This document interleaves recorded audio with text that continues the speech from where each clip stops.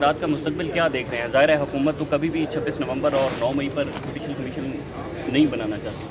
نہیں، لیکن حکومت کیوں نہیں بنانا چاہتی؟ اگر یہ جو 26ویں آئینی ترمیم کے بعد بھی حکومت کو ان ججوں پہ اعتبار نہیں ہے تو پھر تو یہ ہے کہ جوڈیشل کمیشن جو ہے وہ نون لیگ کے پارلیمانی لیڈر کے اوپر ہی بن جائے، پھر ہی شاید کوئی اعتبار آ جائے. مطلب ان ججوں کے ساتھ بھی مجھے تو سمجھ ہی نہیں آ رہی کہ تحریک انصاف بار بار ان ججوں کے اوپر یہ رلائی کر کے کہہ رہی ہے کہ کمیشن بنا دیں اور حکومت انکار کر رہی ہے.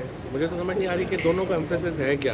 دیکھیں، یہ کوئی جوڈیشل کمیشن پاکستان میں فی الحال اصل مسئلہ صرف پولیٹیکل پرزنرز کی ریلیز ہے، اس پہ فوکس ہونا چاہیے. اور دیکھیں، حکومت نے نہیں کرنا جب تک پریشر نہیں ہو. اس وقت ایک انٹرنیشنل پریشر ہے اور یہ بڑھے گا اگلے 20-25 دن میں. آپ دیکھیں گے ایک مہینے میں انٹرنیشنل پریشر اور بڑھے گا.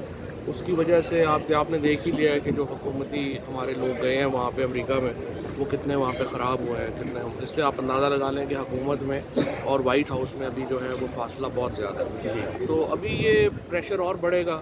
اس کے نتیجے میں جو یہاں پہ دیکھتے ہیں کہ کیا صورتحال بنتی ہے. اصل میں تو دیکھیں، تحریک انصاف کا جو مین ایشو ہونا چاہیے وہ تو یہی ہے کہ آپ نے اسٹریٹ پریشر کیسے بڑھانا ہے.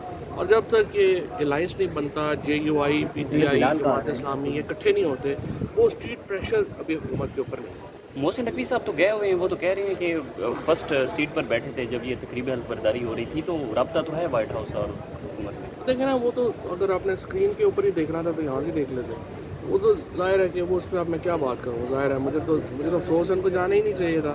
انڈین فارن منسٹر جو ہے وہ فرسٹ رو میں ہے. پاکستان کا انٹیریئر منسٹر جو پرائم منسٹر کا بھی کینڈیڈیٹ ہے، وہ ایسے بیچارہ وہاں پہ دل خراب ہو رہا ہے. تو اس کو ضرورت ہی نہیں تھی جانے کی. بلاول نے بلکہ میں سمجھتا ہوں عقل مندانہ فیصلہ کیا جو انہوں نے ڈراپ کر دیا. جب انہوں نے دیکھا کہ وہاں پہ کوئی لفٹ نہیں کرا رہا تو آپ نہیں گئے. تو بلاول بھٹو ایکچولی عقل مند ثابت ہے. تو اینڈ پہ یہ بتا دیں مذاکرات کا مستقبل کیا دیکھ رہے ہیں؟ ظاہر ہے بیرسٹر گوہر اور آرمی چیف کی ایک ملاقات بھی ہوئی پشاور کے اندر، تو اس میں کوئی بڑی پیش رفت ہو سکتی ہے یا پھر ان مذاکرات سے کچھ ملاقات ہونا ہی بہت بڑی پیش رفت ہے. میں یہ سمجھتا ہوں اس سے ٹمپریچر نیچے ہے. اور یہ جو نالی امین کی، گوہر کی جو چیف صاحب سے ملاقات ہوئی ہے، اس کے اوپر نون لیگ کی پریشانی سے آپ کو پتہ چل جانا چاہیے کہ یہ اچھی ملاقات ہوئی ہے.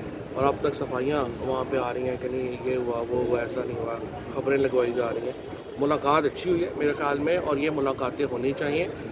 دیکھیے، جو پولیٹیکل پارٹیز ہیں وہ ساری فوج کو ان کے ساتھ نیوٹرل ہونا ہے. یہ نہیں ہو سکتا کہ آپ کہیں کہ سب سے بڑی پارٹی جو ہے وہ تو اس کو ہم نہیں مانتے.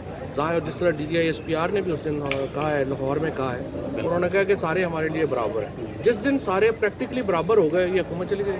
بہت شکریہ فواد صاحب، بہت شکریہ.